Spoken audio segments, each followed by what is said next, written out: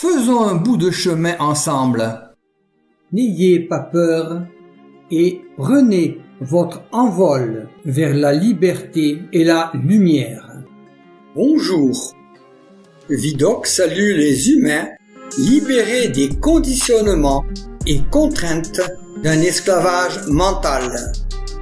Lorsque nous savons et voulons regarder l'ensemble des conditionnements, tout devient alors très clair. Il y a ceux qui savent, ceux qui sont susceptibles de savoir, en menant leur combat, et ceux représentant le reste. Car, à l'heure de l'information, l'ignorance est un choix.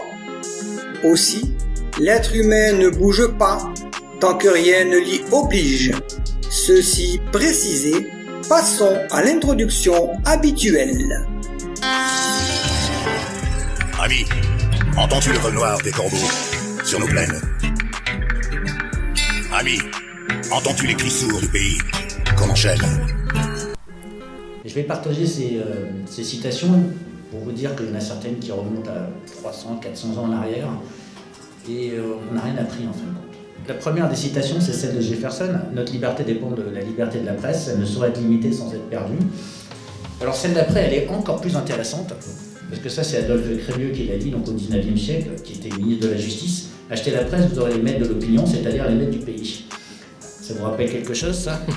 Moi, j'ai l'impression de l'avoir entendu hier, et j'ai l'impression que tout le monde l'a découvert hier. Alors, quand mes ancêtres l'ont découvert il y a quelque temps, et que je ne le savais pas, ça veut dire qu'il y a quelque chose qui s'est perdu, soit dans l'information, soit dans l'histoire. En tout cas, il y a une forme de désinformation déjà, et c'est aller les chercher. La suivante, alors ça, c'est Daphné du Maurier, c'est assez intéressant. Si vous souriez à la presse vous sourit, et quand elle est de votre côté, le monde vous appartient. Une autre, avec une campagne de presse bien menée, au bout de 2 mois, les Français croient en Dieu.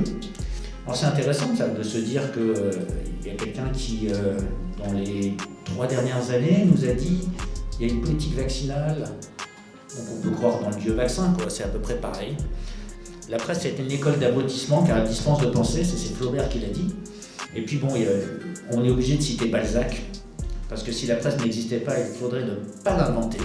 On a l'illusion d'un système libéral, d'une presse indépendante, alors qu'en réalité, elle devient une presse d'État quasiment. Je pense qu'il y a beaucoup de journalistes qui ont peur, qui ne font pas vraiment leur travail. C'est pas un métier de courageux, apparemment. Et puis une classe politique démissionnaire qui regarde en s'agitant et en agitant des chiffons rouges sans jamais parler du vrai problème. On parle des fact-checkers, de ceux qui valident la parole vraie, ceux qui sont les tenants de la vérité, des Savonarola ou des inquisiteurs en réalité. On a dévoilé, avec l'affaire du fonds Marianne, qu'ils sont payés aussi par l'État. En plus, la construction d'un ministère de la vérité, c'est simplement la volonté d'un pouvoir de censurer l'information. Et ici, il faut se poser la question, c'est quelles sont les sanctions qu'encourent ces individus. Le mensonge aujourd'hui n'est pas sanctionné. Il n'y a aucune sanction du mensonge. Mais quand on a ce genre de croyance au niveau des élites, c'est qu'on a un vrai problème, quoi. Donc on voit bien que Assange est invisibilisé, que ceux qui disent la vérité se font pourchasser, harceler par les fact-checkers, et que la corruption est totalement assumée. Mes chers compatriotes, je voudrais revenir dans cette vidéo sur un scandale qui agite la scène politique et médiatique française depuis désormais quelques semaines. Je veux parler du fonds Marianne, qui avait été créé en avril 2021 sur une initiative de Madame Marlène Schiappa, la ministre, qui voulait créer un fonds à partir de l'effroyable assassinat et la décapitation de Samuel Paty pour promouvoir en fait des luttes contre le séparatisme. C'est-à-dire, en fait, c'est le mot trouvé pour dire des gens qui refusent de s'intégrer dans la société française, qui refusent d'appliquer les us et coutumes et valeurs de la République française pour se plier dans du communautarisme. Donc l'intention proclamée était louable. Elle était même assez émouvante, puisque l'assassinat de Samuel Paty, on ne le dira jamais assez, est une horreur à tous les égards, et on lui doit évidemment un grand respect. Là où le problème est apparu, c'est que ce fonds, avec donc doté d'argent public, qui a eu plus de 2 millions d'euros qui ont été posés dans ce fonds, il semble que ce fonds ait servi à financer une douzaine d'associations qui n'ont qu'un rapport bien lointain avec l'objet même qui avait été évoqué, un objet qui, compte tenu de l'atrocité de l'événement qu'il s'agissait, si j'ose dire, de conjurer par cette action publique, nécessite évidemment que ces fonds soient utilisés avec le plus grand respect et le plus grand souci d'être conforme à l'objectif proclamé. Or, c'est tout le contraire. On a découvert en fait que ces fonds ont subventionné une douzaine d'associations. Il s'agirait en fait d'un fonds qui, au bout du compte, servirait les intérêts du pouvoir et finirait par, de façon subreptice, en fait, à soutenir, notamment dans le cadre de campagnes électorales, les partisans de Macron. Alors là, c'est vraiment du détournement de fonds publics. Alors, on a vu également arriver toute une série de personnes qui sont montées au créneau pour défendre, parmi les bénéficiaires, le célèbre, si j'ose dire, Rudi Reichstadt, d'un site qui s'appelle Conspiracy Watch, en américain bien entendu, et qui s'est fait une spécialité de traquer les conspirationnistes et de faire métier office de débunker. Voilà, donc, et qui s'est autoproclamé. Il y en a d'autres comme ça, comme Tristan Mendès France, Julien Pain, etc. Il y a des gens qui se sont autoproclamés débunker en chef, le sous-chef, le vice-chef, le sous-chef, le grand chef du débunkage, et qui sont donc des personnes qui sont un petit peu des gardiens de l'ordre moral. Ils sont à la République française ce que sont un petit peu les gardiens de la révolution en Iran, c'est-à-dire des gens, des gardes-chiourmes, qui sont là pour essayer de dire là vous avez tort, c'est scandaleux, c'est une fake news, c'est du conspirationnisme, c'est du complotisme. Voilà. M. Rudi Reichstadt, qui a bénéficié pour sa structure Conspiracy Watch de 60 000 euros, paraît-il, de ce fonds Marianne, eh bien, est l'une des principales autorités morales vers lesquelles on se tourne pour savoir ce qu'il faut penser. Puisque c'est une espèce de directeur de pensée, on se croirait revenu au temps de la Sainte Inquisition, et donc savoir ce qu'il faut penser et dire pour ne pas tomber sous les foudres de M. Rudi Reichstadt, comme d'ailleurs sous celles de M. Julien Pain ou sous celles de M. Tristan Mendès France. Alors je voudrais revenir un peu sur cette affaire, mais sous un angle qui n'a pas été suffisamment expliqué aux Français. On a expliqué que donc des débunkers touchaient de l'argent public et que c'était scandaleux parce qu'ils attaquaient certains opposants de Macron. Mais je voudrais aller plus loin et faire remarquer qu'ils interviennent toujours dans le même sens et qu'ils s'inscrivent dans tout un écosystème, comme on dit maintenant, c'est-à-dire dans toute une espèce d'économie générale qui consiste à dénigrer systématiquement les opposants non seulement à Macron et au régime macronien, mais les opposants plus exactement aux États-Unis d'Amérique. Alors, pourquoi je vous dis ça ? Eh bien parce que ce monsieur a créé des fiches, des notices par personne, un peu comme la Gestapo pouvait le faire, c'est-à-dire il y a des notices où ce monsieur se permet de dire qu'un tel est complotiste, conspirationniste, et ci et ça, et donc il tient minutieusement ces fichiers. Dans les années 50, 60, 70 du XXe siècle, on aurait dit de ça que c'était un mouchard et que c'était des procédés d'extrême droite. Ce sont des procédés fascisants et des procédés d'extrême droite. C'est l'objectif, c'est de la dénonciation, c'est de la balance, c'est abject, ça a toujours été considéré dans la société française comme une abjection, et c'est pourtant là-dedans que se complaisent les gens avec la bénédiction d'un certain nombre de médias.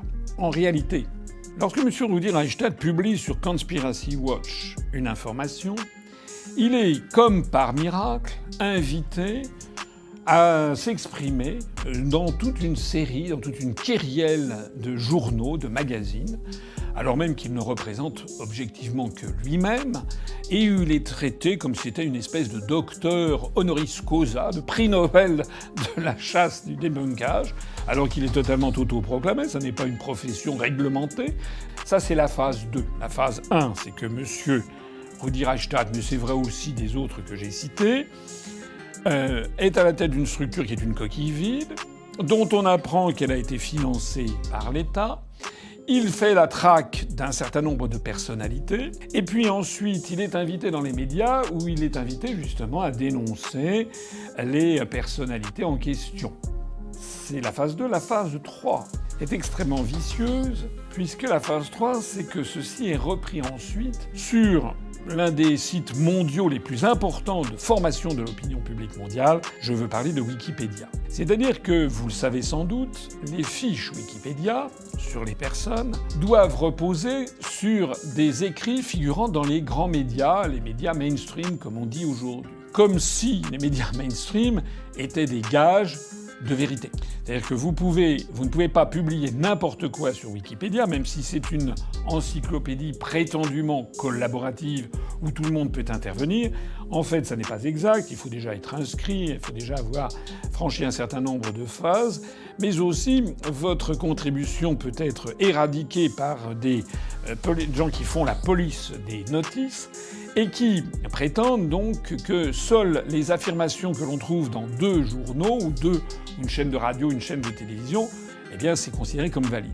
Alors, dans la mesure où ces chaînes de radio et de télévision se sont, semble-t-il, donné le mot pour considérer que quelqu'un comme M. Rudi Reichstadt, eh bien sa parole vaut paroles d'évangile et donc doit être considérée comme la vérité avec un grand V, eh bien ça permet au bout du compte de faire figurer dans des notices Wikipédia des jugements faits par ce monsieur. Mais ce qui est extraordinaire, c'est qu'à partir du moment où il a décidé de saloper la réputation de quelqu'un, ça va être repris directement dans les médias et de ce fait repris dans Wikipédia avec des centaines de milliers de lecteurs. La notice cite expressément Rudi Reichstadt ou Conspiracy Watch, c'est-à-dire ses officines, en fait vide, il est pratiquement tout seul, qui est par ailleurs financé par fonds publics. Les 2 notices, c'est notamment la première, c'est celle de Jean-Luc Mélenchon. J'ai vu que Jean-Luc Mélenchon, dans sa notice, on trouve 7 fois le mot conspirationnisme, on trouve 2 citations de Rudi Reichstadt, on trouve 5 articles de Conspiracy Watch. 5 citations d'articles de Conspiracy Watch. C'est considérable. Alors, il s'agit en fait bien de salir la réputation de Jean-Luc Mélenchon, et c'est ça qui fait grief. Wikipédia cite l'Express, et l'Express citant Conspiracy Watch. Et Conspiracy Watch et Rudi Reichstadt étant financés par la Macronie, par l'État, c'est-à-dire par la Macronie. L'objectif est de faire croire à l'opinion publique, par la présentation qui en est faite, que ce serait une appréciation tout à fait légitime, tout à fait neutre, tout à fait que personne ne pourrait contester, puisqu'il y a un organisme quasiment de recherche, avec des chercheurs comme ça, qui auraient enquêté, qui seraient aboutis à cette conclusion, que d'ailleurs ils auraient pignon sur rue dans Le Point, l'Express, Le Monde, etc.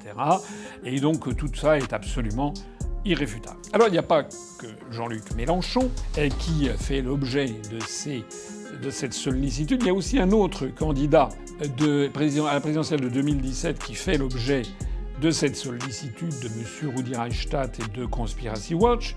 Ce candidat, vous le connaissez, il est en face de vous, c'est François Asselineau. Dans ma notice, j'ai noté qu'il y a 11 fois le mot conspirationniste, qu'il est 7 fois mention du site Conspiracy Watch, et il y a 6 mentions de Rudi Reichstadt. Pourquoi nous et pourquoi pas les autres? Et je me suis rendu compte qu'en définitive, Jean-Luc Mélenchon, il présente une particularité parmi les candidats de 2017. Il avait dit qu'il voulait sortir de l'OTAN. Et moi, je veux sortir de l'Union européenne, sortir de l'euro, sortir de l'OTAN. Alors, j'en profite pour dire que cette chasse à l'homme, en fait, cette dénonciation, de complotisme ou de conspirationnisme ne m'est pas uniquement réservée. Et ça frappe également toute une série d'autres personnalités. Par exemple, la docteur Alexandra Henrion-Caude, qui, eh bien, quand on va dans sa notice, il est question 6 fois du mot complotiste. Il s'agit de défendre sur les notices Wikipédia les intérêts de Pfizer. Lâchons le mot. Il n'y a pas que Madame Henrion-Caude, il y a également le professeur Raoult. On trouve dans sa notice des formulations du style qu'il est soutenu par l'extrême droite. Toujours dans la notice Wikipédia du professeur Raoult, on trouve des formules comme certaines de ses prises de position controversées. Ce qui n'est pas normal, c'est qu'il y a une espèce de camp du bien qui veut s'imposer à la population sous la forme d'une intimidation, parce que c'est ça qu'il y a derrière. De menaces qui planent et qui fait penser que si vous ne vous pliez pas à la pensée dominante, à l'expression dominante, eh bien alors là, vous risquez d'être taxé d'infamie, de complotisme, de conspirationnisme. J'essaie de garder mon libre arbitre, de raisonner par moi-même et d'essayer de comprendre les controverses en écoutant les points de vue des uns et des autres, les arguments des uns et des autres, mais ce simple fait semble interdit par la pensée dominante, du moins dans le camp occidental. Le moins que l'on puisse dire, c'est que les théories officielles sont de plus en plus battues en brèche. On pourrait citer également le professeur Montagnier, prix Nobel de médecine, qui est décédé hélas maintenant, et sa notice Wikipédia, eh bien, à 3 fois cite le mot controversé et 2 fois cite le mot complotiste. Il y a des débunkers qui sont spécialistes de la traque d'un certain nombre de personnes, parce qu'elles s'opposent en fait à la stratégie de grands laboratoires pharmaceutiques, ou bien parce qu'elles s'opposent à la stratégie de grands pays comme les États-Unis d'Amérique, notamment, et les objectifs de l'OTAN. Donc ceux-là sont particulièrement la cible d'un certain nombre de débunkers, et notamment de Rudi Reichstadt, de Julien Pain, de Tristan Mendès France. C'est d'ailleurs tellement grossier et caricatural, c'est toujours dans le même sens. C'est toujours ceux qui sont contre le soutien à l'Ukraine, ce sont des épouvantables complotistes. Ceux qui disent que le régime de Kiev est un régime néo-nazi, c'est du complotisme. Ceux qui disent que Poutine, il avait peut-être aussi des raisons d'intervenir compte tenu des menaces et de la stratégie américaine depuis des années, notamment à partir du Maïdan, ce sont des complotistes, des bunkers, comme je l'ai dit tout à l'heure, financés, donc il faut chercher les financements quand ça n'est pas l'État français pour Conspiracy Watch. On découvre souvent que ce sont des fondations proches de George Soros ou alors de grands organismes américains comme l'Atlantic Council. Comment les gens pouvaient vivre dans le monde actuel en ne voyant pas ce qui s'y passe? Quelquefois, on reçoit des courriers ou des remarques de gens qui nous disent « Mais comment faites-vous pour voir ce qui se passe? D'où tenez-vous vos informations ?» Et maintenant, j'ai tendance à répondre « Non, c'est pas à moi qu'il faut poser la question, c'est à vous. Comment faites-vous pour ne pas le voir? Cette information, ces faits, pleuvent sur nous, nous tombent dessus exactement comme la pluie sur ce jardin aujourd'hui qui m'oblige à mettre au-dessus de moi ce grand parasol rouge. C'est ça la question. Comment fait-on pour ne pas voir? Nous sommes à une époque d'information abondante. Aucune censure n'arrive, quoi qu'il arrive, à bloquer les flux de l'information. Alors comment faisons-nous quand nous sommes instruits, quand nous sommes branchés, connectés, quand nous sommes des grands lecteurs, j'en connais aussi, pour ne pas voir les choses au-delà des choses, comme disait Victor Hugo. Et les gens voient la chose et ils ne voient pas la signification de cette chose. Ils ne voient pas à quoi elle s'intègre, vers quoi elle pointe. Et ça, c'est quelque chose qui me fascine.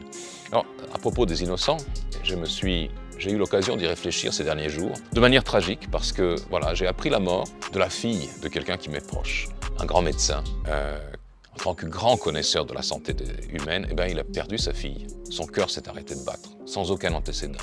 Une santé de fer, un âge moyen, pas de diabète, pas d'alerte cardiaque, rien. Simplement, son cœur s'est arrêté de battre. Et c'est déjà la 2e personne dans mon entourage qui s'en va comme ça. Alors quand j'ai parlé avec le père de la défunte, mon ami, un ami de famille, il est plus âgé que moi, il m'a dit, voilà, je n'ai pas voulu faire d'autopsie, de toute façon, quoi bon? Alors on m'a dit-il, ce grand médecin expérimenté, on m'a dit qu'il y a, paraît-il, maintenant un virus qui circule et qui provoque des myocardites foudroyantes. Évidemment, dans cette situation-là, je ne souhaite à personne de s'y retrouver, mais j'ai trouvé que d'accorder foi à une explication aussi sommaire, c'est un petit peu tomber dans une espèce de superstition. Ne pas lire l'information qui est disponible sur l'augmentation, ne pas lire la littérature disponible, statistique ou non, analytique, sur l'augmentation de la mortalité dans nos pays, sur ces problèmes cardiaques, ne pas faire les rapports entre les choses, ne pas se demander pourquoi il n'y a pas eu, pourquoi la grippe saisonnière a disparu complètement, alors qu'il y avait des dizaines de milliers de cas, même de morts, chaque année, partout, pour faire place à une autre maladie. Et pourquoi tout d'un coup, certains médicaments, certaines potions qu'on vous administre par voie sous-cutanée, eh bien, elles ne font pas l'objet de statistiques officielles, ou plutôt qu'elles font l'objet de statistiques officielles sur les effets secondaires, mais on semble ne pas en tenir compte. Et comment un grand médecin expérimenté, intelligent, cultivé, ne va pas au-delà de l'explication totalement superficielle, totalement frivole qu'on lui donne? Comment peut-on vivre dans cette innocence-là? Cela me fait penser que nous devions aiguiser nos sens, notre intelligence, notre esprit, pour capter les signaux que les innocents ne captent pas. J'ai aussi eu cette image dans les yeux que les gens aujourd'hui fonctionnent comme les fous dans le jeu des échecs. Vous savez, le fou ne se déplace qu'en diagonale sur l'échiquier. Donc un fou, une fois qu'il est parti d'une case blanche, ne va jamais aller sur une case noire, à la différence d'une tour ou d'un cavalier. Il va toujours rester sur le blanc. Et le fou noir va toujours rester sur le noir. Ils ne vont jamais se toucher sur la même case, ils ne vont jamais se rencontrer. Eh bien, nous avons une société qui fonctionne comme ça aussi. Il y a des gens c'est-à-dire une fois qu'ils sont partis d'une case blanche, ils ne vont plus jamais toucher une case noire. Voilà les innocents. Vraiment, les innocents en prennent pour leur grade. On ne peut plus tellement être innocent après avoir lu un numéro de l'Antipresse comme celui-là, je vous assure. Et malgré les nuages, recherchez toujours la lumière qui ne peut jamais s'éteindre. Si nous ne sommes pas capables de poser des questions sceptiques, d'interroger ceux qui nous disent que quelque chose est vrai, d'être sceptiques à l'égard de ceux qui détiennent l'autorité, alors nous sommes à la merci du prochain charlatan politique qui se présente. Ce mélange combustible d'ignorance et de pouvoir, tôt ou tard, va nous exploser à la figure. Merci de rappeler que l'info n'est pas sur les réseaux sociaux. Pour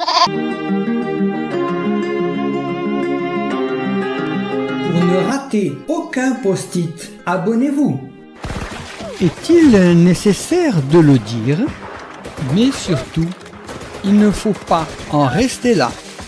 Ne baissons pas les bras et réagissons. C'est nous qui brisons les barreaux des prisons pour nos frères.